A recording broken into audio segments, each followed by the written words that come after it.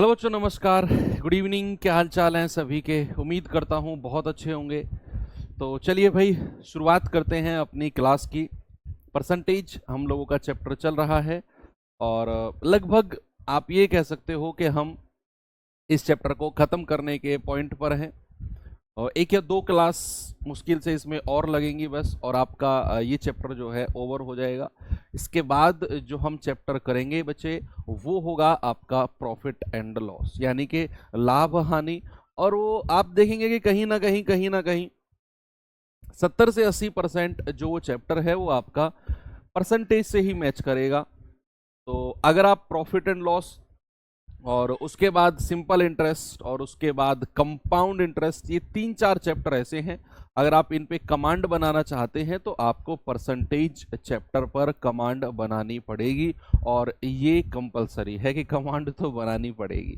ठीक है, तो चलिए भाई आज की क्लास की शुरुआत करते हैं। टाइम हो भी चुका है, बिल्कुल 7 बज चुके हैं। 1 मिनट पहले मैं लाइव हो गया था, इसीलिए थोड़ी सी इधर उधर की बातें कर रहा था ताकि टाइम हो और हम अपनी क्लास की शुरुआत करें। बच्चे, कल एक होमवर्क दिया था मैंने आपको, तो बताएंगे जल्दी से इसका जवाब क्या आया था आप लोगों का? सभी लोग जय हिंद, गुड इवनिंग, राम राम भाई। चलो, सवाल था, एक परीक्षा में 70% प्रतियोगी अंग्रेजी में और 80% प्रतियोगी गणित में सफल हुए और 10% दोनों विषय में असफल हुए। ओके, कह रहा है यदि 144 प्रतियोगी दोनों विषय में सफल हुए तो प्रतियोगियों की कुल संख्या क्या होगी? बच्चे, आपसे मैंने एक बात बताई थी कि जो हमारा वेन आरेख यानी कि वेन डायग्राम बनेगा, वो जो भी दोनों सब्जेक्ट में परसेंटेज सफल का दिया होगा तो वेन आरेख सफल का बनेगा। अगर दोनों सब्जेक्ट में असफल फेल का परसेंटेज दिया होगा तो वेन आरेख हमारा फेल का बनेगा। अब यहां उसने कहा दोनों विषय में असफल यानी कि फेल, तो हमारा बच्चे वेन आरेख बनेगा फेल का। कल आपको ये चीज बता भी दी थी मैंने। दो सब्जेक्ट है, एक मैथ्स है, एक इंग्लिश है और एक मैथ्स है, और दोनों सब्जेक्ट में कितने परसेंट असफल हुए हैं? 10%। उसको मैं यहां रख दूंगा। अब मुझे इंग्लिश में भी फेल का परसेंटेज चाहिए और मैथ्स में भी फेल का परसेंटेज, लेकिन उसने बोला है कि 70% अंग्रेजी में और 80% गणित में सफल हुए हैं। यहां जो परसेंटेज दिया हुआ है वो पास का दिया हुआ है, हमें चाहिए फेल का। बच्चे, अगर 70% अंग्रेजी में पास हुए हैं तो फेल कितने हुए होंगे? 30%। अगर गणित में 80% पास हुए हैं तो फेल कितने हुए होंगे? 20%। क्यों? क्योंकि मैं यहां वेन आरेख, वेन डायग्राम फेल का बना रहा हूं, तो मुझे मुझे इनका फेल परसेंटेज चाहिए। 70% अंग्रेजी में पास हुए हैं तो फेल कितने हुए होंगे? 100 माइनस 70, 30%। 80% गणित में पास हुए हैं तो फेल कितने हुए होंगे? 100 माइनस 80 यानी कि 20% गणित में फेल हुए होंगे। अगर मैं आपसे कहूं टोटल फेल कितना है, टोटल फेल, तो आप कहेंगे कि सर 30 प्लस 20। लेकिन जब मैं 30 को काउंट कर रहा हूं तो 10 को भी काउंट कर लिया, जब मैं 20 को काउंट कर रहा हूं फिर से 10 को कर लिया, तो एक बार 10 को मुझे माइनस करना होगा। तो 50 माइनस 10 यानी कि 40% टोटल फेल है। तो टोटल पास कितने होंगे बच्चे? अगर 40% फेल है तो 60% पास होंगे, और उसने तो दिया है 144 दोनों सब्जेक्ट में पास हैं। 1% कितना होगा? 144/60, और हमें तो 100% चाहिए टोटल संख्या। तो 100% कितना होगा? आप गुणा 100 कर दो और यहां से आपका जवाब होगा, 0 से 0 गया, 6 दूनी 12, 6 चौके 24 और 24 धाम 240, यानी कि जो टोटल संख्या है वो होगी 240। ओके, बात क्लियर है? क्या यही आपका होमवर्क था? भाई, जो भी बच्चे रेलवे की तैयारी कर रहे हैं आज उनके लिए गुड न्यूज है। वैकेंसी लगभग क्या 5 तिया 15, हाँ अप्रोक्सीमेट 3 गुना आपकी वैकेंसीज हो चुकी हैं, शायद 3 गुने से भी ज्यादा ALP की वैकेंसीज, है ना। तो आप जिस भी एग्जाम की तैयारी कर रहे हो, वैकेंसी तो बढ़ने वाली है हर किसी की। भाई मैं क्या रीजन बताऊं तुम्हें, रीजन आप सभी जानते हो। तो कहते हैं ना कि जो होता है अच्छे के लिए होता है। चलिए आज की शुरुआत करते हैं अपने टाइप नंबर 13 के साथ। बच्चे टाइप नंबर 13 में हमें थोड़ा सा पढ़ना है। एक बड़ा ही सिंपल सा स्टेटमेंट है कि जो आय होती है, ये मैंने आपको शायद रेशियो एंड प्रोपोर्शन में भी पढ़ाया था, जो आय होती है मेरे भाई वो खर्च प्लस बचत के बराबर होती है कि नहीं। यानी कि अगर मैं कहूं इनकम, अगर मैं कहूं इनकम तो उसका मतलब है expenditure, expenditure plus saving, expenditure plus saving, यानी कि I equals to E plus S। ये एक आपकी जो इनकम है, कल आप सभी लोग पैसे कमाओगे, है ना, सैलरी वगैरह आएंगी आप लोगों की, तो उसका एक सिंपल सा फॉर्मूला है कि पूरे महीने में जितना आप खर्च करोगे और पूरे महीने में जितना आप बचाओगे, अगर मैं दोनों को जोड़ दूं तो हमें क्या मिलेगा कि हमने पूरे महीने में कितना कमाया। ये होगा पूरे महीने में कितना कमाया। बात समझ में आई? यस। चलो लेकर चलता हूं आपको पहले सवाल की तरफ। बच्चे किस तरह का सवाल है जरा देखते हैं। यहां पर वर्कशीट नहीं डली, ऐसा नहीं हो सकता है, डल गई होगी कुछ एप्लीकेशन। चलो मैं क्लास के बाद बात करता हूं कि वर्कशीट आपको क्यों नहीं मिली है। और कंबाइंड PDF आपको पिछले वाले चैप्टर की मिल गई है क्या? अभी परसेंटेज चल रहा है, पिछला चैप्टर हम कौन सा कंप्लीट करके आए हैं, जो भी आए हैं क्या उसकी मिल गई? एवरेज किया था ना शायद, तो औसत की कंबाइंड PDF मिल गई आपको? मेरी तरफ से तो जा चुकी है, हो सकता है कि अभी जो टीम अपलोड करती है एप्लीकेशन पर उनकी तरफ से अभी अपलोड नहीं हुई हो। ठीक है, मैं 2 इशू हैं, मैं अभी क्लास के बाद आप मुझे थोड़ा सा टाइम दो, आगे से ऐसी कोई भी प्रॉब्लम बच्चे आपको नहीं मिलेगी, आई प्रॉमिस।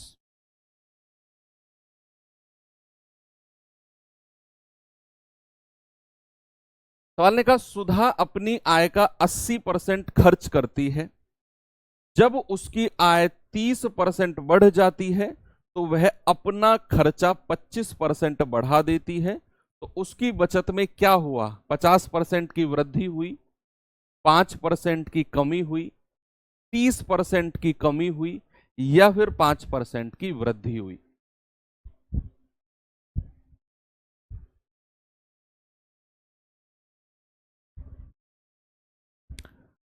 भाई यहां ऐसा सवाल जब भी आपके पास आए कि आय का इतना % बचाया या इतना % खर्च किया, और फिर आगे लिखे कि उसकी आय इतनी बढ़ गई, उसका खर्चा इतना बढ़ गया, बचत बताओ कितनी बढ़ेगी, है ना। तो ऐसे सवालों में हमेशा हमको क्या करना है? एक तरफ लिखना है इनकम, एक तरफ लिखना है एक्सपेंडिचर, और एक तरफ लिखना है सेविंग। इनकम, एक्सपेंडिचर और सेविंग। अब पहली लाइन पढ़ो बड़े आराम से। उसने कहा सुधा अपनी आय का 80% खर्च करती है। बाकी लाइन को भूल जाओ, जस्ट आपने पहली लाइन को पढ़ना है। बाकी 3 लाइन 2 लाइन क्या कह रही हैं हमें मतलब नहीं है, हमें मतलब है जिस लाइन को मैंने सर्किल किया है। वो कह रहा है सुधा अपनी आय का 80% खर्च करती है, मतलब कि अगर सुधा ने 100 रुपया कमाया, भाई अगर सुधा ने 100 रुपया कमाया तो सुधा ने खर्च कितना किया है? 80%। अगर सुधा ने 100 रुपया कमाया तो सुधा ने खर्च कितना किया है 80%, यानी कि 80 रुपया खर्च किया होगा अगर 100 कमाया है। अब आप बड़ी प्रैक्टिकल बात बताओ, अगर 100 रुपया कमाया 80 खर्च कर दिया तो बचाया कितना होगा 20 रुपया। भाई 100 में से 80 घटा दो, आपको पता चल जाएगा कि 20 रुपया उसने बचाया होगा। कोई दिक्कत है यहां तक आपको? नहीं है ना। मैंने माना सुधा ने 100 रुपया कमाया, 80 रुपया खर्च कर दिया, तो बचाया कितना होगा 20 रुपया। ये तीन चीज आपने लिखी। अब सवाल कह रहा है कि यदि सुधा की आय 30% बढ़ जाए,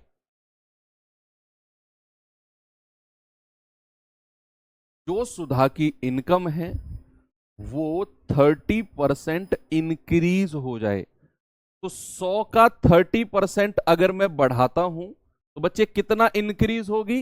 30 रुपया सुधा की आय बढ़ गई। भाई 100 का तो कितना भी परसेंट कहे उतना ही होता है ना। तो मैंने आपसे कहा कि सुधा की आय अगर 30% बढ़ जाए तो 100 का 30% 30 रुपया, और उसका खर्चा 25% बढ़ जाए। भैया इसका 25% निकालना जरा। 25% होता है बच्चे 1/4, यानी कि 1/4 गुणा 80। आप कहेंगे कि सर उसका जो खर्चा है वो 20 रुपया बढ़ गया। मैं बढ़ोतरी निकाल रहा हूं केवल। मैंने आपसे बोला कि सुधा की जो आय है वो 30% बढ़ जाती है, तो 100 का 30% 30। सुधा का खर्चा 25% बढ़ जाता है, 80 का 25% 20। तो सुधा की बचत कितनी बढ़ेगी? भैया इस 30 में से 20 घटा दो, यानी कि आय में से खर्चा अगर मैं घटाता हूं तो मुझे क्या मिलती है? मुझे बचत मिलती है। आय में से मैं खर्चा घटा दूं तो मुझे मिलेगी बचत, यानी कि जो उसकी बचत है वो 10 रुपए बढ़ी होगी। और अगर वो कह रहा है कि बचत कितने परसेंट बढ़ी है, परसेंट में निकालना है, तो 10/20 और गुणा 100। आप कहेंगे 20 पंजे 100 और 10 पंजे 50% की वृद्धि। बचत में क्या हुआ है बच्चे? 50% की वृद्धि हुई है। ऑप्शन नंबर ए आपका सही जवाब है। ऐसे सवाल में आपने एक ही बात करनी है कि आय, खर्च और बचत, तीन चीज यहां पर लिखनी है। फिर आपने अनुपात टाइप बनाना है। उसने बोला कि आय का 80% खर्चा किया, तो मैंने कहा कि अगर उसने 100 रुपया कमाया तो 80 खर्च कर दिया, तो बचाया कितना होगा? 100 में से 80 गया, 20 रुपया बचाया होगा। अब कह रहा है कि सुधा अपनी आय को 30% बढ़ा दी, तो 100 का 30%, यानी कि सुधा की आय बढ़ गई कितनी? सुधा की आय बढ़ गई 30 रुपया, और उसने अपना खर्चा 25% बढ़ा दिया, तो 80 का 25% होता है 20 रुपया, तो खर्चा बढ़ गया 20 रुपया। तो 30 में से 20 गया, पता चला कि 10 रुपया उसकी बचत बढ़ गई। तो परसेंट में कितनी बढ़ी है? 10 बटा पुरानी बचत कितनी है? 20 गुणा 100, यानी कि बचत में जो वृद्धि हुई है वो 50% है। एक और सवाल दूं ऐसा ही, चलो ये सवाल करिए। करेंगे बच्चे इस सवाल को जरा और बताएंगे इसका जवाब।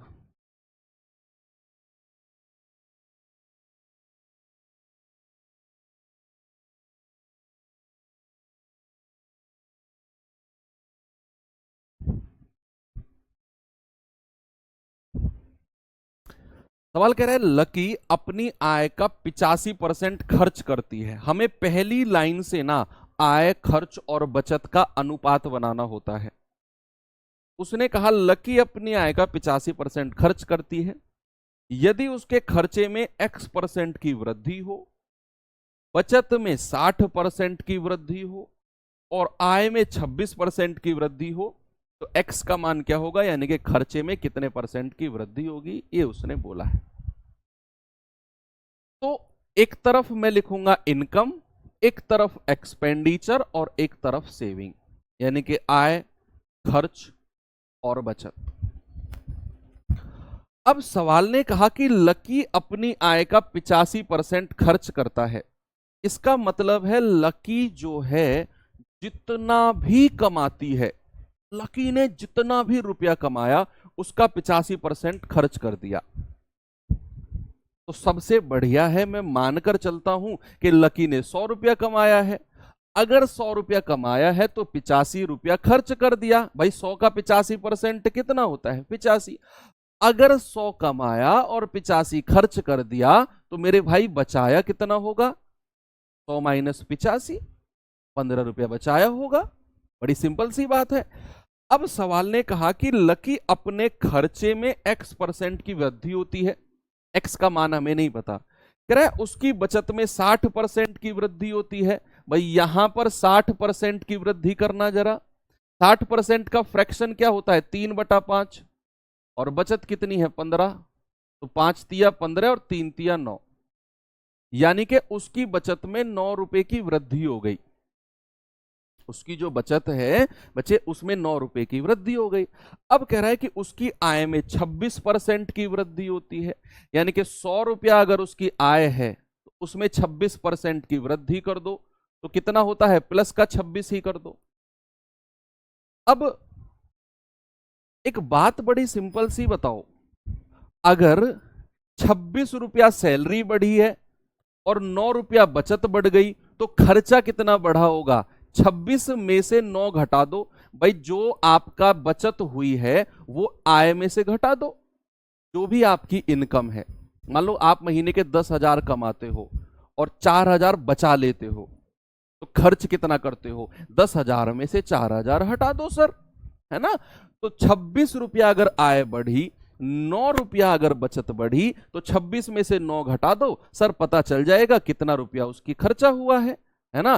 तो ये आ जाएगा आपका 16 में से 9 गए 7, यानी कि 17 रुपया उसका खर्चा बढ़ा है।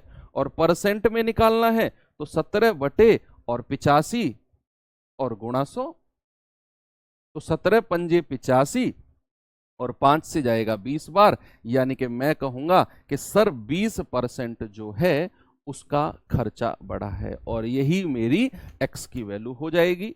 बिल्कुल सही जवाब। एक और सवाल दूं, कॉन्फिडेंस आएगा, पक्का कॉन्फिडेंस आएगा। एक और सवाल देता हूं, ये सवाल करिए।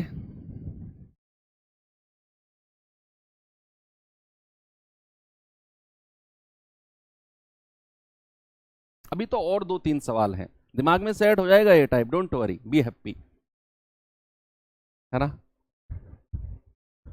कितना अच्छा फील होता है कि जब आप किसी एग्जाम की तैयारी कर रहे होते हो और सडनली एक नोटिफिकेशन आता है, तो जिस भी एग्जाम की आप तैयारी कर रहे हो वैकेंसी डबल हो गई या वैकेंसी ट्रिपल हो गई। तो एक बार जो लोग लिख सकते हैं मुझे कमेंट बॉक्स में लिख कर बताओ कि आप पर्टिकुलर कौन से एग्जाम की तैयारी कर रहे हो, कौन से एग्जाम के लिए यहां से आप मैथ्स पढ़ रहे हो। जो लोग लाइव हैं लिख सकते हैं, जो लोग सॉल्व कर रहे हैं वो सॉल्व करते रहो। वो मत लिखना जिन्होंने आज ही एएलपी की वैकेंसी देखकर अपना मूड चेंज किया कि यार अब छोड़ो, अभी एएलपी की तैयारी करनी है। वैकेंसी 5,500 से 18,500 वैकेंसी है, 17,500 कितनी पता नहीं, 17,000 मैंने ग्रुप में अपडेट भी कर दिया टेलीग्राम में। x% की वृद्धि के x% वही तो है रश्मि जी। x% मतलब जो हमने 20% निकाला है ना खर्च में वृद्धि, वही x% है sir. Railway, UPP, RPF, SI, UPSI, SSC, CGL, CGL, CGL, CGL, CGL, CGL, CGL, CDS, all SSC exam, teaching exam, RPF, RPF, railway, railway, SSC, GD, UP constable, GD, GD, SCGL, CGL, RPF, SI. क्या बात है, UP constable, SSC, GD, RPF, SI और CGL, ये 4 लोग बहुत दिख रहे हैं मुझे इसमें। बिहार एसआई, क्या बात है। सीजीएल के भी बहुत बच्चे हैं। पंजाब पुलिस,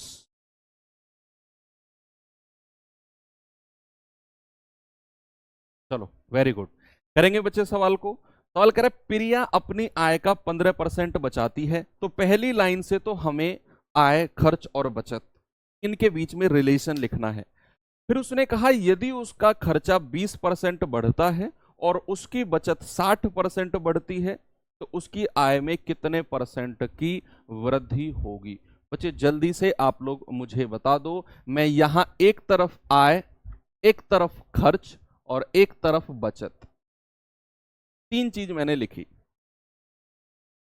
अब पहली लाइन ने बोला कि प्रिया अपनी आय का 15% बचाती है, 15% उसने बचाया। मतलब अगर प्रिया ने 100 रुपया कमाया ना, तो उसने 15% बचाया, यानी कि 15 रुपया उसने बचा दिया।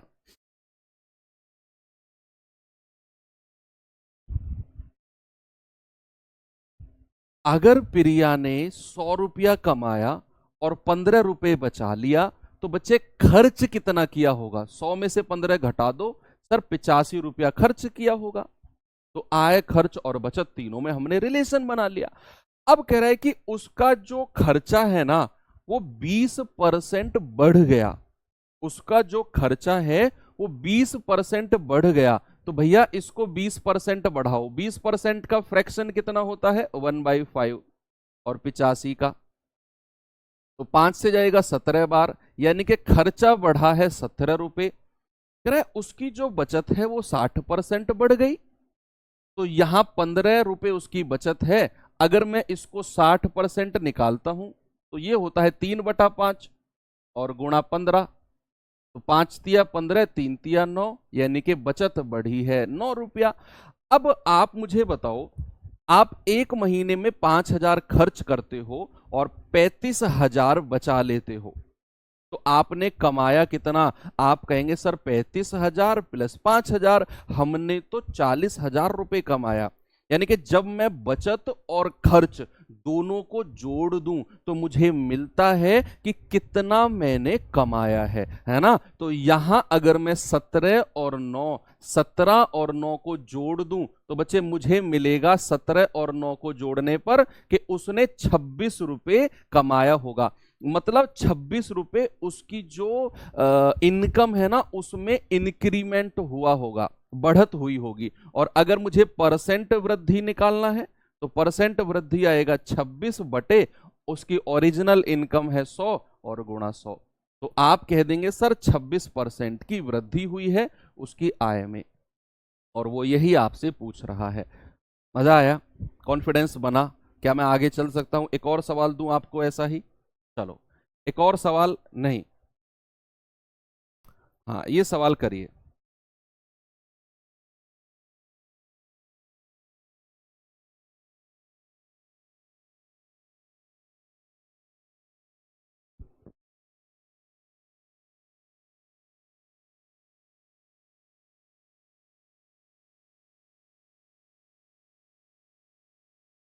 बताओ।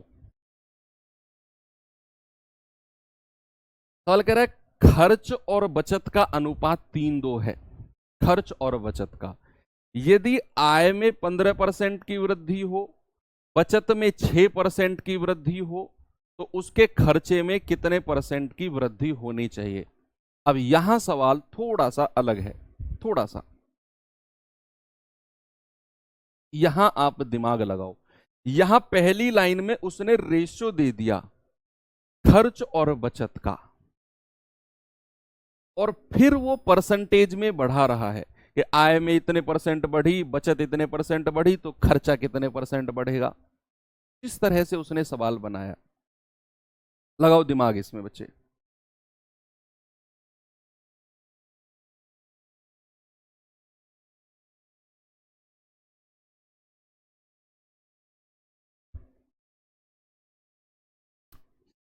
सर एफ कैट की प्रिपरेशन कर रहा हूं। वेरी गुड बच्चे, वेरी गुड।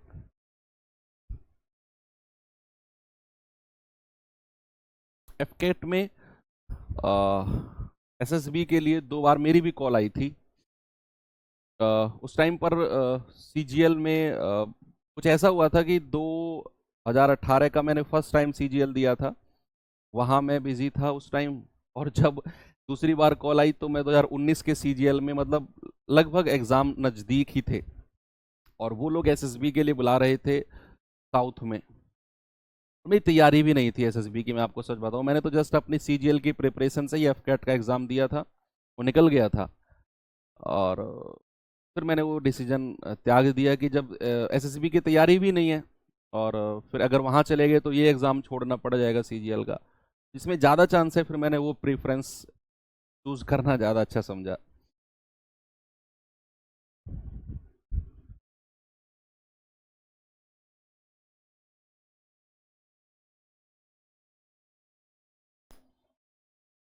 चलो, कह रहा है कि खर्च और बचत का अनुपात, मैं तीनों चीज लिखता हूं, इनकम, एक्सपेंडिचर और सेविंग। बच्चे उसने आपसे बोला है कि खर्च और बचत का अनुपात जो है ना वो 3:2 है। यार एक बात बताओ मुझे, बड़ी सिंपल सी बात बताओ, रेशियो में ही बताना, अनुपात में ही बताना, कि अगर 3 रुपया खर्च किया और 2 रुपया बचाया तो कमाया कितना होगा, अनुपात में ही, रेशियो में ही। तो आप कहेंगे सर 3 रुपया खर्च किया 2 रुपया बचाया तो सर 5 रुपया कमाया होगा, 3 और 2 5। अब लेकिन एक गड़बड़ अभी है, थोड़ी सी ना वो दिमाग में स्ट्राइक कर रही है गड़बड़। क्या है? उसने कहा कि आय में 15% की वृद्धि हुई, बचत में 6% की वृद्धि हुई, यानी कि अभी ना वो वृद्धि करवा रहा है परसेंट में। तो मैं इस रेशियो को कैसे परसेंट में बढ़ाऊं, कैसे, हाउ? मैंने अनुपात में एक चीज आपको बताई थी कि जब भी हमें परसेंट में वृद्धि करवाए तो हम ना यहां 2-2 जीरो ऐड कर लेंगे। बच्चे अपनी तरफ से मैं 2-2 जीरो यहां पर लगा रहा हूं, तीनों में लगेंगे। अगर एक में 2 जीरो लगाई तो तीनों में 2-2 जीरो लग जाएंगी, अनुपात पर कोई प्रभाव नहीं पड़ेगा। पहला क्वेश्चन कुछ बच्चों का आएगा, सर 2-2 जीरो क्यों लगाई? क्योंकि बच्चे आगे मुझे परसेंट में वृद्धि करनी है, तो मेरा आंसर डेसिमल वगैरह में ना जाए, कैलकुलेशन आसान बन जाए, इसीलिए 2-2 जीरो लगाए। अब कुछ बच्चों का आंसर आएगा, सर 2 ही जीरो क्यों लगाई, एक भी लगा सकते थे। लगा सकते हो, अगर यहां एक लगाई तो तीनों में एक एक लगानी पड़ेगी। 2 जीरो क्या होता है ना, एक स्टैंडर्ड वैल्यू होती है, 100 का मल्टीपल होता है, तो उसके परसेंटेज निकालने थोड़े आसान होते हैं, इसलिए 2 जीरो लगाते हैं। नहीं ऐसा सच कोई रूल नहीं है कि 2 ही जीरो क्यों लगाई, सर 1 जीरो क्यों नहीं लगाई, कोई फर्क नहीं पड़ेगा, है ना। तो उसने कहा कि उसकी आय में 15% की वृद्धि हुई। बच्चे जरा यहां 15% बढ़ाना और 10%, 5%, 15% ये निकालने आपको आते हैं, ये मैंने सिखाए थे आपको परसेंटेज में, कुटाई कर दूंगा अगर ये कह दोगे सर नहीं पता। अगर मैं इसका 1% कहूं तो 1% कितना, 5, तो 15% कितना हो जाएगा, 15×5 75। इसी दिन के लिए आपको मैंने वो 1% और 1% का मल्टीपल्स निकालना सिखाया था। उस टाइम तो कह रहे थे ना सर ये बच्चों वाली चीजें क्यों पढ़ा रहे हो, ये बच्चों वाली चीजें देखो, बिना पेन उठाए आपकी कैलकुलेशन कैसे कर दी इसने, कि अगर मैं कहूं 500 का 1% तो 2 संख्या पहले चले गए, सर 500 का 1% होता है 5, तो 15% कितना होगा, 15×5 75। आया ना मजा? अब कह रहा है कि उसकी बचत में 6% की वृद्धि हुई, जरा इसका 6% बताना। 1% कितना होता है 2, तो 6% कितना हो जाएगा 12, कितना होगा 12। मतलब उसकी आय में 75 रुपए की वृद्धि हुई, उसकी बचत में 12 रुपए की वृद्धि हुई, तो खर्चे में कितनी वृद्धि हुई होगी, आप 75 में से 12 घटा दो, ये आ जाएगा 63, यानी कि उसकी बचत में 63 की वृद्धि हुई होगी। और अगर परसेंट में निकालना है तो 63/300, भाई ओरिजिनल जो खर्चा है वो तो 300 है, और गुणा 100, तो ये जाएगा पूरा 21 बार, यानी कि हम कह सकते हैं 21% की वृद्धि हुई है, ऑप्शन नंबर बी। ओके, मजा आया? एक और लास्ट सवाल देता हूं आपको इसी तरह का, चलो करते हैं, फिर हम टाइप को चेंज करते हैं, ये अलग टाइप का क्वेश्चन है, अलग टाइप का, ठीक है। ये सवाल करिए।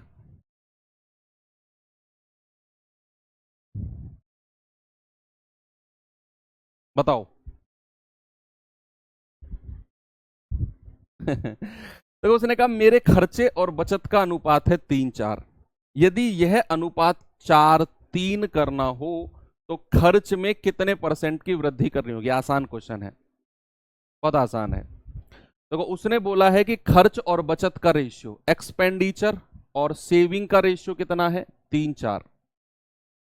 ये मान के चलो कि 3 रुपया खर्च किया और 4 रुपया बचा लिया। 3 रुपया खर्च किया और 4 रुपया बचा लिया। अब कह रहा है कि अगर मैं इसी अनुपात को पलट दूं, अगर मैं यही अनुपात कर दूं 4-3, उल्टा कर दूं, क्या टोटल इनकम चेंज होगी खर्च और बचत के अनुपात को बदलने पर? यस और नो में जवाब दो।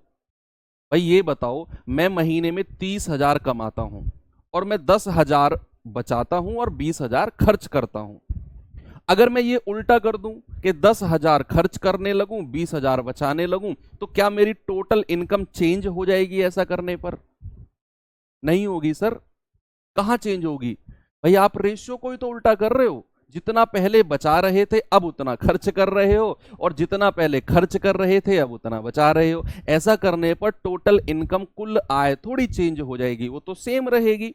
तो यहां अगर मैं उसकी इनकम देखूं तो पुरानी इनकम कितनी है? 4 और 3 7। नई इनकम कितनी है? 4 और 3 7। तो टोटल इनकम तो सेम है, टोटल इनकम थोड़ी चेंज होगी। तो फिर आप देख लो कि पहले उसका खर्चा 3 रुपए था, अब 4 हो गया, तो वृद्धि कितने की हो गई? 1 रुपया की। और अगर मुझे परसेंट वृद्धि निकालना है तो भैया 1 बटा, और पुराना खर्चा कितना है? 3, और गुणा 100। मतलब इस 3 पर ही तो बढ़ाकर 4 करेगा। भाई ओरिजिनल तो वो 3 रुपए खर्च कर रहा था, इस 3 को बढ़ाकर ही तो 4 कर रहा है वो यही तो कह रहा है कि खर्च में कितने परसेंट की वृद्धि करनी होगी। तो जो भी वृद्धि होगी वो इस 3 को बढ़ाकर 4 पर होगी। 1/3 गुणा 100 कितना होता है? सभी जानते हैं सर, 33.33% होता है। सर आप इतना नहीं, ज्यादा कमा, क्या बात कर रहे हो? चलो ये टाइप खत्म। अब मैं आपको थोड़ा सा आगे लेकर चलता हूं। तो आय खर्च बचत के सारे सवालों को आप आराम से कर लोगे इस तरीके से, चाहे वो सवाल रेशियो में आए, चाहे वो सवाल परसेंटेज में आए, कोई दिक्कत आपको नहीं होने वाली है। अब आते हैं टाइप नंबर 14, टाइप नंबर 14 की तरफ। क्या है टाइप? पहले थोड़ा सा ना डिस्कस करता हूं आपके साथ में। पास फेल की बात है, पास फेल, और आपसे अच्छा कोई इसकी कैलकुलेशन कर ही नहीं सकता। जब आप लोग, अगर आपकी ग्रेजुएशन हो चुकी है, तो जब आप कॉलेज में थे तो एक चुनिंदा परसेंट ही बच्चे होते हैं जो टॉप करने की सोचते हैं। तो हम जैसे लोग होते हैं उनका टारगेट होता है, हमारे कॉलेज में 33 नंबर पे पास था। हमारा टारगेट था कि 33 नंबर आ जाएं, तो 5-4 शायद पास तो मैं कभी फेल नहीं हुआ कॉलेज में, इस वजह से मुझे पासिंग परसेंटेज पता नहीं है, 40 था आई थिंक, 33 था। 33 नंबर आप लाओगे तो 7 नंबर का ग्रेस मिल जाएगा, और 40 नंबर पास था शायद। तो हम लोग सोचते थे कि यार ना जस्ट पास हो जाए, जस्ट पास। तो कुल अंक अगर मैं बात करूं, इसमें कुछ टर्मिनोलॉजीज हैं। कुल अंक, कुल अंक यानी कि मैं बात करता हूं टोटल नंबर की, टोटल नंबर, टोटल नंबर। तो कुल अंक क्या होते हैं? कुल अंक होते हैं बच्चे जो आपके टोटल मार्क्स का पेपर बनता है। टोटल मार्क्स जो होते हैं ना, जितने नंबर का पेपर बनता है, या फिर अगर मैं कहूं इसे परसेंटेज में, तो कुल अंक का मतलब होता है 100%। अगर आप बटे में से बटे ला रहे हो ना, दैट इज कॉल्ड कुल अंक। कहते हैं ना उसके तो बटे में से बटे हैं, मतलब जितने नंबर का पेपर है ना उतने ही उसके नंबर हैं, बटे में से बटे। सेकंड आता है आपका, सेकंड आता है बच्चे आपका क्या? पासिंग मार्क्स या उत्तीर्ण अंक।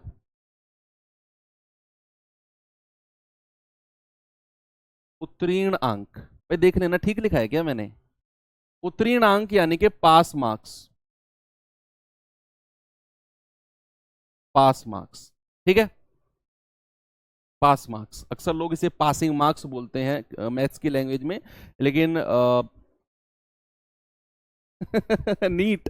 हाँ आजकल तो देखो बड़ा मतलब हाईलाइट चल रहा है मामला नीट में। 720 में से 720 नंबर बहुत सारे लोगों के हैं। तो वही है, आउट ऑफ आउट, यानी कि जितने नंबर का पेपर था उतने ही नंबर, रैंक वन। मतलब थोक के भाव रैंक वन मिल रहा है नीट में। क्या होगा इस देश का भगवान। एक यूपीएससी ऐसा एग्जाम है जो अभी बचा हुआ है, इसको बचा के रखना। देखो मैंने कहा कि पास मार्क्स यानी कि उत्तीर्ण अंक, ये है आपके मतलब की बात। ऐसे लोग जो बस ये है कि मैं ना जहां मैं जिस क्लास में हूं ना, मैं अगले वाली में कूद जाऊं भगवान, मुझे नहीं करना टॉप वॉप, बस अगली क्लास में। पता है हमारा सर्कल भी ऐसा ही था, हमारा सर्कल भी ऐसा ही था। हम लोग जैसे एक सर्कल होता है ना, एक दूसरे से पूछते हैं भाई, स्पेशली गर्ल्स का एक सर्कल होता है, स्पेशली वो पूछते हैं गलत लिखा है, हाँ ठीक लिख लेना यार, तुम उत्तीर्णांक कैसे लिखते हैं, मेरी दिमाग से निकल गया है उत्तीर्णांक कैसे लिखते हैं, देख लूं एक बार।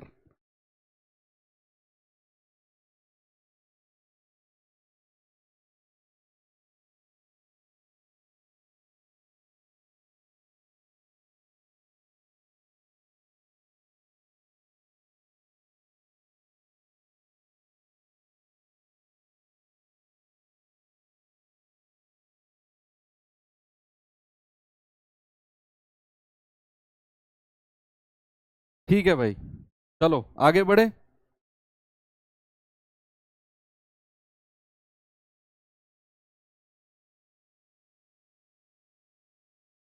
चलो आगे बढ़ते हैं। हाँ ठीक तो है। अच्छा अच्छा।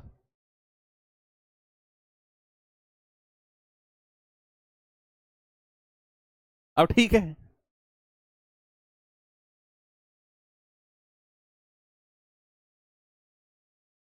यार तुमने मजा खराब कर दिया। पास मार्क्स लिखो, उत्तीर्णांक अपने हिसाब से लिख लो तुम अब। मेरे दिमाग से नहीं आ रहा है ये कैसे लिखते हैं, इतना भारी वर्ड है, पास मार्क्स लिखो तुम। सेकंड आता है पास मार्क्स, उत्तीर्णांक खुद लिख लेना यहाँ पे। जो बात मजे की बताने वाला हूँ यार वो तुम सुन नहीं रहे हो। मैंने कहा ना हर जगह जैसे स्पेशली गर्ल्स की अगर मैं बात करूं। हाँ अब ठीक है, लिखवा के ही मानोगे।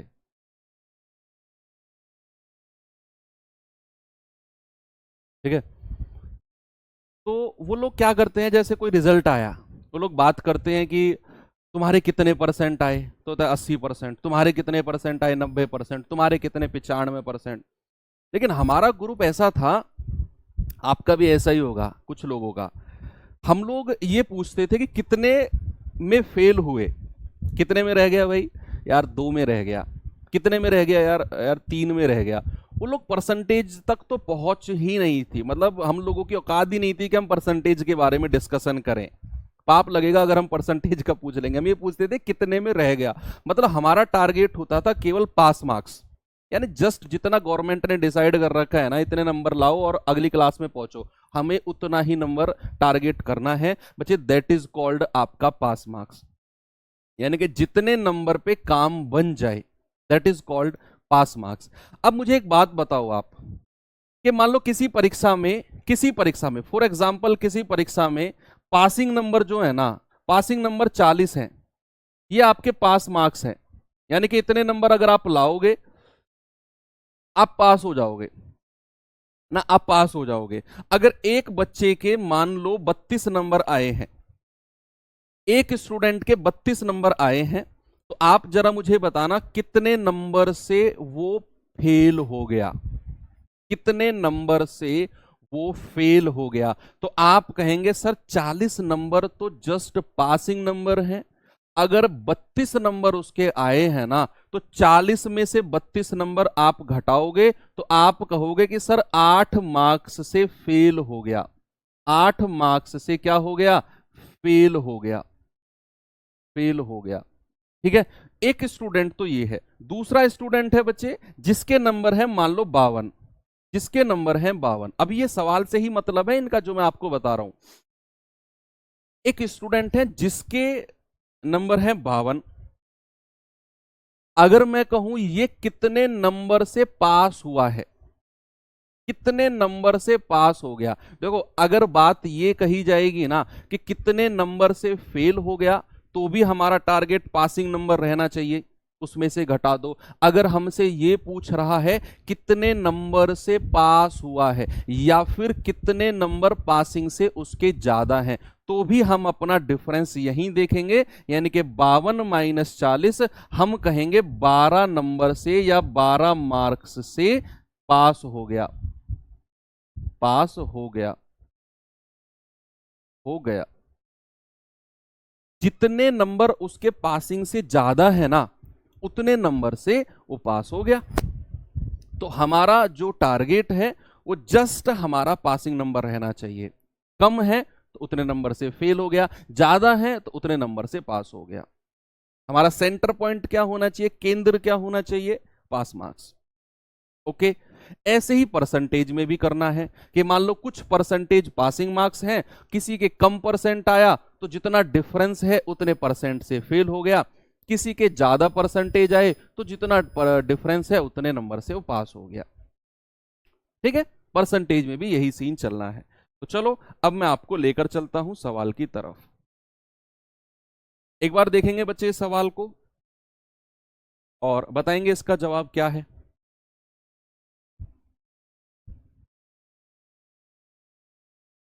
बताओ बच्चा जल्दी से जवाब।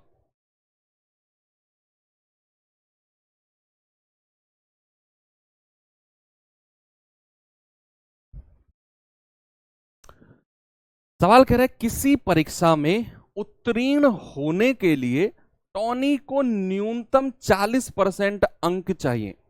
टॉनी को कितना परसेंट चाहिए, 40% उसको मार्क्स चाहिए। अब कह रहा है उसे 120 अंक मिले और वह 30 अंकों से फेल हो गया, और वह 30 अंकों से फेल हो गया। तो पूर्णांक बताओ, पूर्णांक यानी कि जो टोटल नंबर है दैट इज 100%।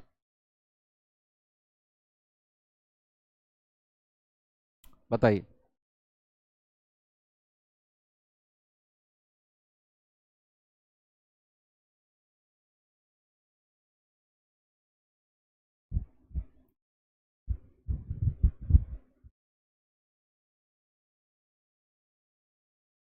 बताओ। आप कहेंगे कि सर पास होने के लिए, न्यूनतम पास होने के लिए 40% नंबर चाहिए, चाहिए कि नहीं? यानी कि अगर आप 40% नंबर लाते हो तो आप पास हो जाओगे। ऐसा नहीं है कि 40% नंबर लाकर आप टॉप कर दोगे। 40% मतलब एक बाउंड्री है, उस बाउंड्री पर आकर आप खड़े हो जाओगे। उस बाउंड्री से इधर कूदे फेल, इधर कूदे कितना भी कूद जाओ पास, मतलब पास है। कह रहे एक स्टूडेंट के 120 अंक आए और वह 30 नंबर से फेल हो गया। बच्चे अगर वो उसके 120 नंबर हैं और अगर मैं उसमें 30 नंबर और जोड़ दूं तो क्या ये 40% के बराबर हो जाएगा? भाई 120 नंबर किसी छात्र के हैं और वह 30 नंबर से फेल हो गया।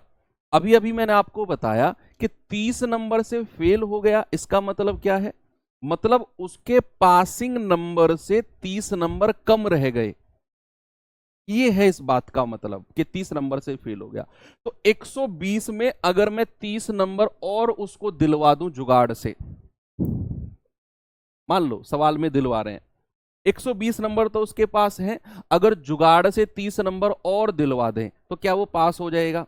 तो क्या 120 प्लस 30 अगर मैं कर दूं तो वही 40% की वैल्यू होगी, होगी कि नहीं? तो क्या मैं यहां कह सकता हूं कि 40% बराबर कितना, 150? तो 1% बराबर कितना, 150/40। और हमें बताना है 100% की वैल्यू। अरे भाई ये कितनी होगी, 150/40 गुणा 100। तो 20 दूनी 40, 20 पंजे 100, और 2 से जाएगा 75 बार। गुणा करेंगे 5 पूरे 25, 5 सत्ते 35, 2 37। यानी कि जो पूर्णांक है, जो पूर्णांक है वो कितने हैं, 375।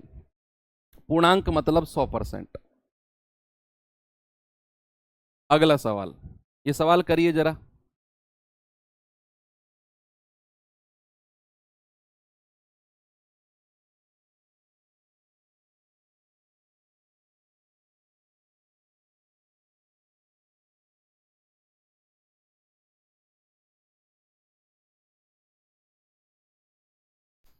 सवाल कह रहा है एक अभ्यर्थी 20% अंक प्राप्त कर 35 अंकों से फेल हो गया, 35 अंकों से, और कह रहा है जब दूसरा अभ्यर्थी 50% अंक लाता है तो उसके उत्तीर्ण होने वाले आवश्यक न्यूनतम अंकों से 32 नंबर ज्यादा आ जाते हैं। तो कह रहा है परीक्षा का पूर्णांक क्या होगा। एक बात बताओ, सवाल पढ़ लिया आपने, अब सामने देखो। अब एक स्टूडेंट है, उसके ना 20% नंबर आए हैं, परसेंट में 20% नंबर आए हैं, और वह 35 नंबर से फेल हो गया। अगर मैं 20% नंबर तो उसके ये रहे, अगर मैं 20% प्लस 35 कर दूं, 20 और 35 55 मत कर देना इसको, ना ना ना ना, ऐसा मत कर देना। ये परसेंट अलग है और ये नंबर है। अगर मैं 20% में उसके 35 नंबर जोड़ दूं तो क्या वो पास हो जाएगा? यस और नो? 20% नंबर लाया, 35 से फेल हो गया। अगर मैं 20% में उसके 35 मार्क्स जोड़ दूं तो क्या वो पास हो जाएगा? जस्ट पास। आप कहेंगे यस सर। दूसरी तरफ कह रहा है कि दूसरा स्टूडेंट है जिसके आए हैं 50% नंबर, अगर मैं उसके 50% में से 32 नंबर हटा दूं, भाई ये मानकर चलो कि 40 नंबर पे पास होते हैं, किसी के 50 नंबर आए, अगर मैं 50 में से 10 नंबर हटा भी दूं तब भी ये 50 वाला पास रहेगा, तब भी ये 50 वाला पास रहेगा ना। आप खुद सोचो, आपकी क्लास में मान लो आपने अंग्रेजी का पेपर दिया, आपने अंग्रेजी का पेपर दिया और उसमें पास होने के लिए 40 नंबर चाहिए और आपके आगे 60 नंबर। अगर आपके 20 नंबर काट लिए जाएं तो क्या आप फेल हो जाओगे? नहीं, आप पास रहोगे, लेकिन जस्ट बाउंड्री पर पास रहोगे। तो इसीलिए अगर मैंने 50% में से 32 हटा भी दिया तब भी वो पास रहेगा। तो दोनों तरफ इक्वल कर दो, क्योंकि ये भी पास मार्क्स हैं और ये भी पास मार्क्स हैं, दोनों उत्तीर्ण अंक हैं।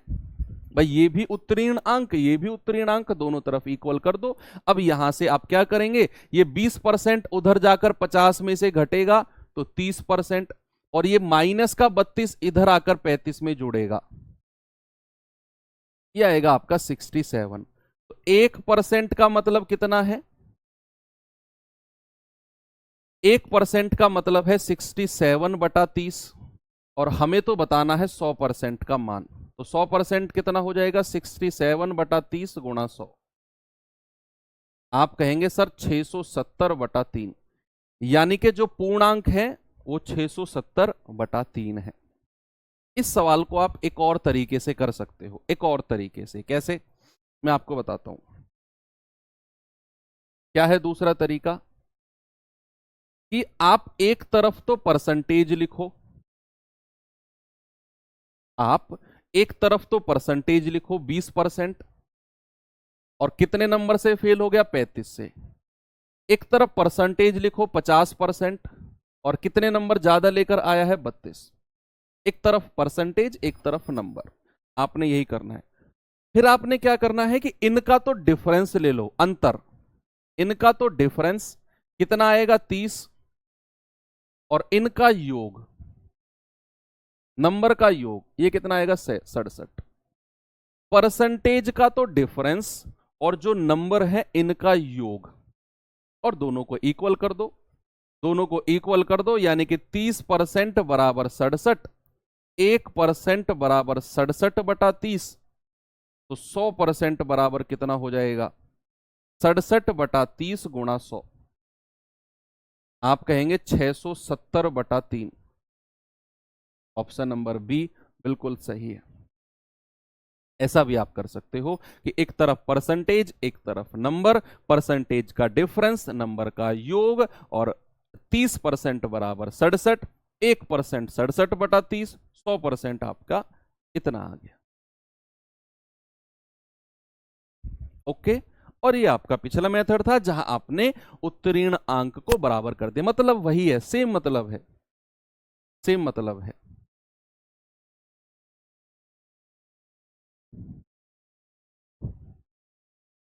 चलो एक और सवाल देखते हैं। ये थोड़ा सा अलग सवाल है बच्चे, थोड़ा सा अलग।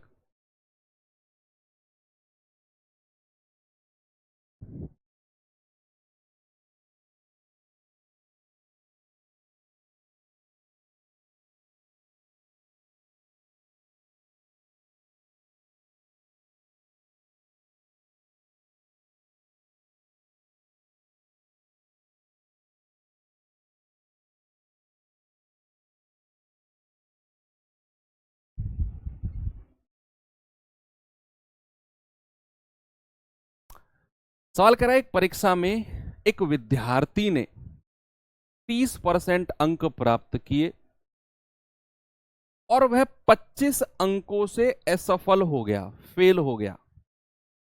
उसी परीक्षा में दूसरे विद्यार्थी ने 40% अंक प्राप्त किए और उसने सफल होने वाले आवश्यक न्यूनतम अंक से 25% ज्यादा अंक लिए। ये सवाल बड़ा इंटरेस्टिंग है। ये जो दो तरीके मैंने कराए हैं ना, ये कोई से भी नहीं होगा, ये अलग करना पड़ेगा हमको। दो तरीके जो मैंने आपको कराए हैं कि इतने परसेंट अंक लाए और इतने नंबर से पास हो गया, इतना परसेंट अंक लाया, इतने नंबर से फेल हो गया। परसेंटेज का डिफरेंस, अंकों का योग बराबर करके आप आराम से कर लोगे। लेकिन ये सवाल ऐसा नहीं है। यहां सवाल कह रहा है कि एक परीक्षा में एक विद्यार्थी ने 30% अंक प्राप्त किए और 25 अंकों से फेल हो गया। 30% अंक लाया और 25 अंकों से फेल हो गया। कह रहा है कि उसी परीक्षा में दूसरे विद्यार्थी के 40% नंबर आए और उसने पास होने वाले जो न्यूनतम अंक है ना, पासिंग मार्क्स, उससे 25% ज्यादा है ये जो 40% है।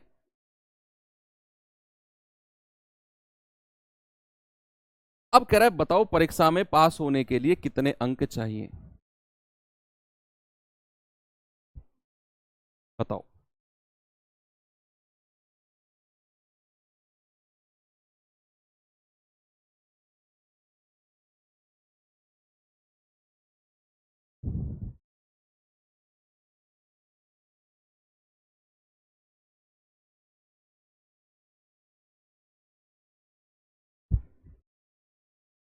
चलो करते हैं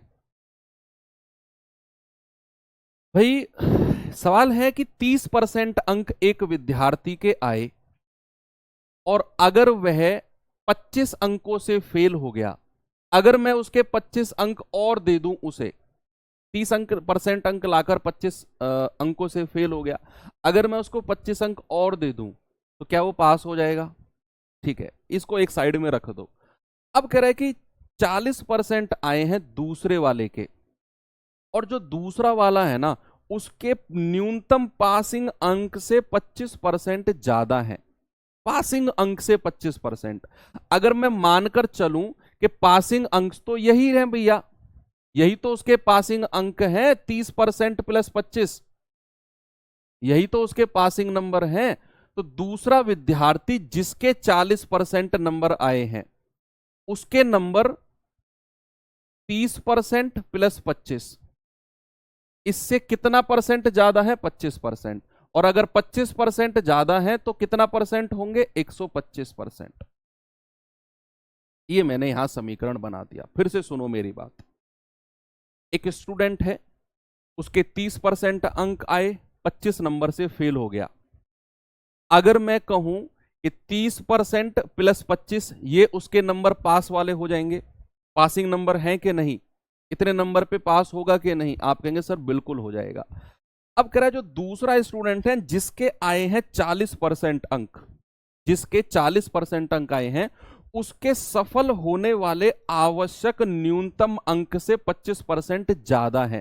तो सफल होने के लिए न्यूनतम अंक कितने हैं सर? ये रहे, यही तो सफल होने के लिए न्यूनतम अंक है। और इससे अगर 25% ज्यादा है तो कितना परसेंट हो जाएंगे? 125%। कोई भी संख्या अगर 25% ज्यादा है तो क्या वो 125% हो जाएगी? यस। क्या वो 125% हो जाएगी कि नहीं? बिल्कुल। और ये 125% कर दिया और यही दूसरे व्यक्ति के नंबर हो जाएंगे 40% बराबर। अब यहीं से आपको वैल्यू निकालनी है, किसकी? न्यूनतम अंक की, यानी कि इसकी वैल्यू निकालनी है। आप सबसे पहले क्या करोगे? 1% का मान निकालोगे। तो 5 पूरे 25 और 25 से जाएगा, 25 पंजे 125, 25 चौके 100। ठीक है भाई, आप इस 4 की गुणा इधर कर दो, 4 चौके 16 यानी कि 160%। या फिर ऐसे कर दो कि 5 अट्ठू 40 और 8 चौके 32, 32%। बराबर 30% प्लस 25। अगर मैं ये 30% इसमें से घटाता हूं तो 2% किसके बराबर होगा? 25 के।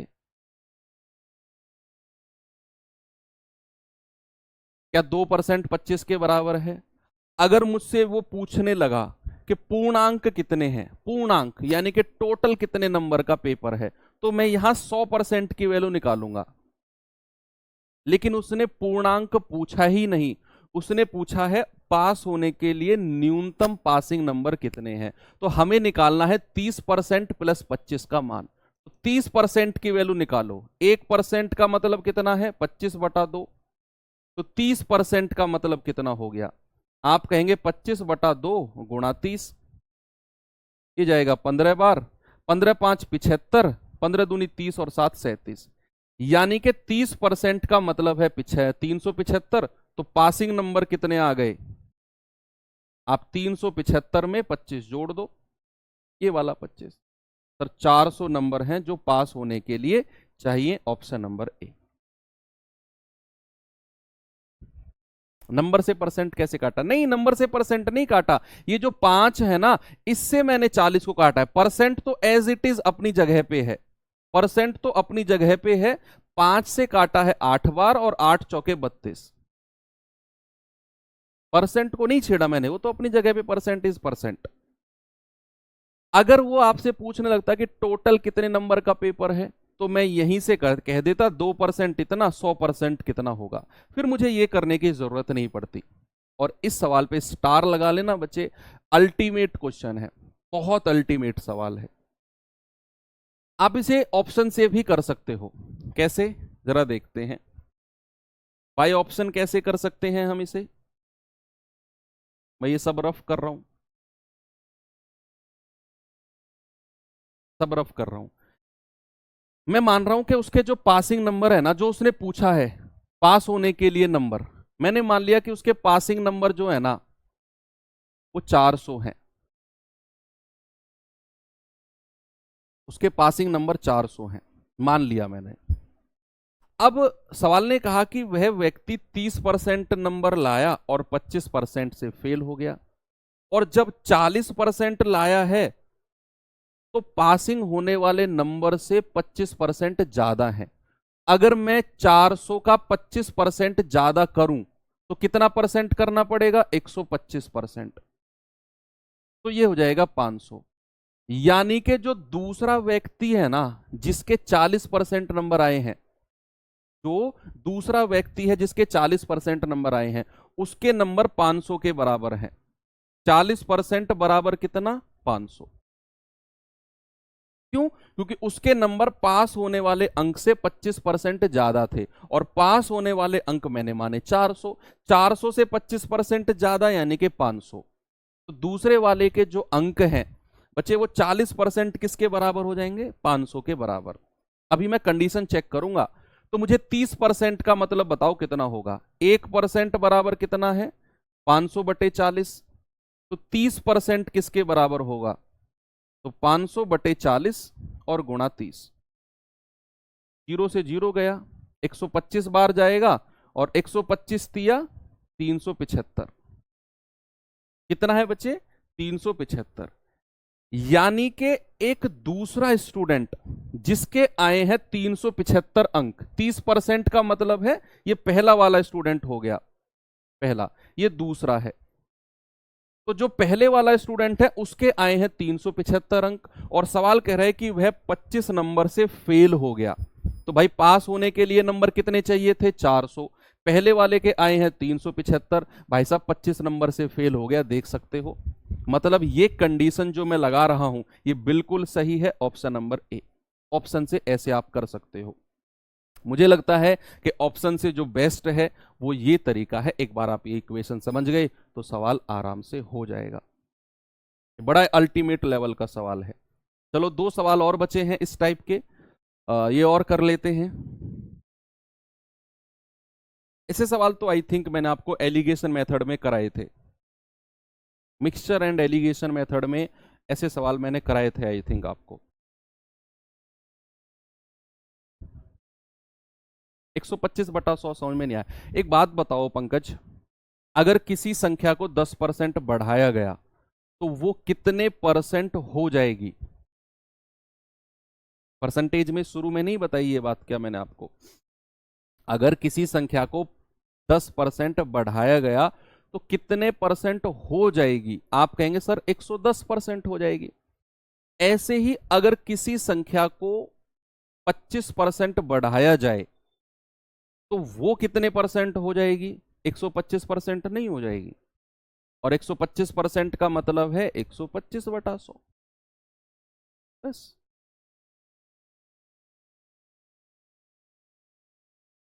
कह रहा किसी परीक्षा में उपस्थित होने वाले सभी छात्रों में से 45% छात्र लड़के हैं, 45% और बाकी लड़कियां हैं। अब कह रहा है यदि 60% लड़के और 70% लड़कियां उत्तीर्ण यानी कि पास हुए तो अनुत्तीर्ण होने वाले छात्रों का परसेंटेज कितना होगा? बच्चे यहां एलिगेशन मेथड भी लगा सकते हो, ये 3-4 मेथड से हो जाएगा, लेकिन सबसे आसान तरीका एलिगेशन है। एलिगेशन मेथड का एक रूल मैंने आपको बताया था कि एक ग्रुप के बारे में बात कर रहा हो, दूसरे ग्रुप के बारे में बात कर रहा हो और दोनों का कंबाइंड बात कर रहा हो। सवाल ने बोला कि 60% लड़के एक ग्रुप के बारे में बात कर ली, 70% लड़कियां दूसरे ग्रुप के बारे में बात कर ली। कह रहा है ये पास हो गए, तो कह रहा है बताओ फेल होने वाले छात्र कितने हैं? तो सबसे पहले आप ये पता कर लो कि कुल पास होने वाले छात्र कितने हैं। भाई अगर 60% लड़के पास हुए, 70% लड़कियां पास हुई, सॉरी फेल पास हुए, तो टोटल कितने परसेंट पास हुए हैं? ये मत कहना कि सर 60 और 70 130% पास हुए ना, गलत बात। क्या करना है, सबसे पहले संख्या के बारे में बात करेंगे, बॉयज एंड गर्ल्स। उसने बोला कि 45% जो है ना वो लड़के हैं। अगर 45% लड़के हैं तो 100 में से घटाना जरा, क्या 55% लड़कियां हो जाएंगी? भाई अगर 45% बॉयज हैं, क्या 55% लड़कियां होंगी? तो जरा रेशियो बताना, 5 नाम 45 और 5 से जाएगा 11 बार, यानी कि ये रेशियो हो जाएगा 9-11 का होगा। अब एक तरफ लिखो बॉयज, एक तरफ लिखो गर्ल्स। लड़के कितने पास हुए हैं? 60%। लड़कियां कितनी पास हुई हैं? 70%। और कुल लोग कितने स्टूडेंट पास हुए हैं वो मैं अभी पता करूंगा। नीचे पहले रेशियो लिख लो संख्या का, नीचे संख्या का रेशियो लिख लो।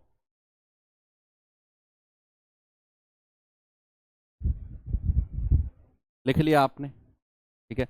अब आपको निकालना है कि कुल पास कितने हैं। ये पास पर एलिगेशन हम लगा रहे हैं, तो मैं यहां पर निकालूंगा कि कुल पास कितने लोग हुए हैं। और एलिगेशन में आपको ये सिखाया गया है, अगर इन दोनों की गुणा करेंगे 9 छिक्के 54, 540। इन दोनों की गुणा करेंगे 11 सत्ते 77, 770। दोनों को जोड़कर और डिवाइड कर दो 11 और 9 20 से, आपको पता चल जाएगा कि कितने परसेंट जो लोग हैं वो पास हुए हैं, कितने परसेंट लोग हैं जो पास हुए हैं। तो आप कहेंगे 0, 7 और 4 11, 7 5 12 और 1 13 बटे 20। 0 से 0 गया, 2 छिक्के 12, 1 2 पंजे 10 और 2 पंजे 10, यानी कि 65.5% बच्चे हैं जो पास हुए हैं। तो फेल कितने हुए होंगे? हमसे तो फेल पूछा है, अनुत्तीर्ण होने वाले। अनुत्तीर्ण होने वाले तो फेल कितने हुए हैं? फेल निकालने के लिए 100 में से 65.5 घटा दो, आप कहेंगे सर 34.5% बच्चे हैं जो फेल हुए होंगे। 34.5। ओके, एक और सवाल दूं ऐसा है, ये सवाल करिए, करेंगे बच्चे जरा। सवाल ने कहा कि किसी कॉलेज में 35% जो है वो छात्राएं हैं, यानी कि गर्ल्स हैं, कह रहा है कि और शेष छात्र यानी कि बॉयज हैं। कॉलेज में विद्यार्थियों की कुल संख्या 2800 है। मुझे नहीं लगता कि कुल संख्या की जरूरत पड़ेगी। कह रहा है 75% छात्र और 85% छात्राएं अंतिम परीक्षा में उत्तीर्ण यानी कि पास हो गए। इतने इतने परसेंट लोग पास हो गए। कह रहा है कि अंतिम परीक्षा में फेल होने वाले लोग कितने हैं, सॉरी पास होने वाले कितने हैं। टोटल पास पूछ लिया। पहले तो संख्या का रेशियो बनाओ। अगर मैं बॉयज एंड गर्ल्स की संख्या का रेशियो बनाऊंगा तो उसने कहा 35% ना गर्ल्स हैं, छात्राएं हैं। बच्चे अगर 35% लड़कियां हैं तो 100 में से घटाना जरा, 65% क्या हो जाएंगे, बॉयज हो जाएंगे। 5 से जाऊं तो 5 सत्ते 35 और 5 से जाऊं तो 13 पंजे 65। ये नंबर का आपका रेशियो आ गया, संख्या का रेशियो आ गया। अब उसने बोला कि 75% लड़के और 85% लड़कियां पास हुई हैं। ये लोग पास हुए हैं तो 75% यहां लिख दो, 85% यहां लिख दो, और आपसे पूछ रहा है कि कुल पास कितने हुए हैं, यानी कि सेंटर वाली संख्या पूछ रहा है। और ये रेशियो आ गया 13 और 7 का। ये सेंटर वाली संख्या अगेन उसी तरीके से निकाल दो जो एलिगेशन मेथड अभी अभी मैंने आपको बताया है। आप कहेंगे कि सर बीच वाली संख्या निकालने के लिए इन दोनों को गुणा करो, तो 13 पंजे 65 हासिल का 6, 13 सत्ते 91 और 6 97। इन दोनों की गुणा करेंगे, 7 पंजे 35 हासिल का 3, 7 अट्ठू 56 और 3 59। इन दोनों को जोड़ेंगे और डिवाइडेड बाई 13 और 7 20 कर देंगे। आपको पता चल जाएगा कि कितने ऐसे परसेंट लोग हैं जो पास हुए हैं। आपको आराम से पता चल जाएगा। तो भैया आप जोड़ेंगे 5 और 5 10, 9 और 7 16 और 1 17, 9 और 5 14 और 1 15, और 1570 बटे 20। 0 से 0 गया, 2 सत्ते 14, 1 2 अट्ठू 16, 2 पंजे 10, यानी कि 78.5% बच्चे हैं जो ओवरऑल पास हुए हैं। और ये अच्छे सवाल हैं, एक ये वाला और एक पिछले वाला। आजकल अगर मैं एसएससी पॉइंट ऑफ व्यू से कहूं तो ये इंपॉर्टेंट क्वेश्चन है, बहुत इंपॉर्टेंट है। ऐसे सवाल एसएससी आजकल बहुत बना रहा है, ठीक है। तो ध्यान रखेंगे ऐसे सवालों का। बच्चे अब आपके 2 टॉपिक बच जाते हैं। एक बचता है आपका चुनाव वाले सवाल, इलेक्शन वाले। कल पूरा दिन इलेक्शन माहौल बनाएंगे, इलेक्शन पढ़ेंगे।